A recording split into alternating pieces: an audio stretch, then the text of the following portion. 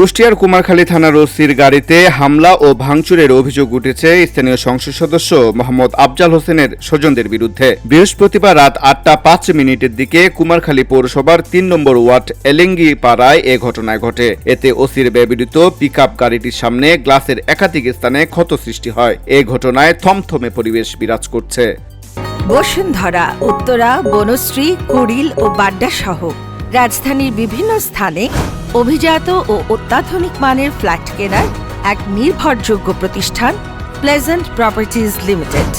Police ও স্থানীয় সূত্রে জানা গেছে, কুষ্টিয়া ৪ আসনের এমপি ও উপজেলা জামায়াতে ইসলামের নায়েবে আমির আফজাল হোসেনের চাচাতো ভাই আনোয়ারের সঙ্গে আরেক চাচাতো শিবলুর পারিবারিক বিরোধ ছিল।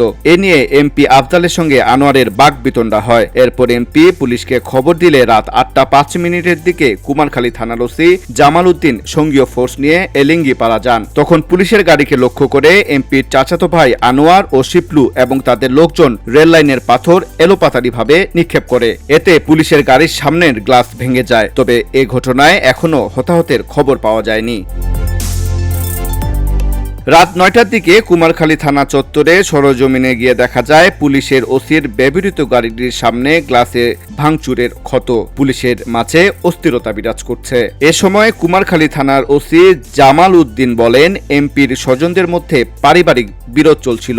এমপির ফোন পেয়ে আমরা ঘটনাস্থলে যাই। তখন পুলিশের গাড়ি লক্ষ্য করে রেল লাইনের পাথর নিক্ষেপ করতে থাকেন উভয় পক্ষের লোকজন। এতে পুলিশের গাড়ির সামনের অংশ ভেঙে গেছে। এই ঘটনায় আইনগত ব্যবস্থা নেওয়া হয়। পরে বিস্তারিত জানানো হবে।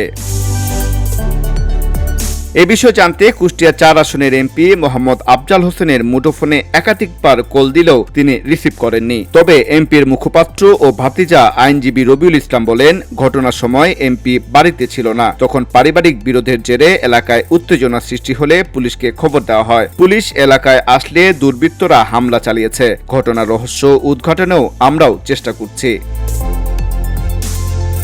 কুষ্টিয়া পুলিশ সুপার মোহাম্মদ জসিমউদ্দিন বলেন, এমপি সাহেবের সাথে তার চাচাতো ভাই আগে থেকেই কাজ করত।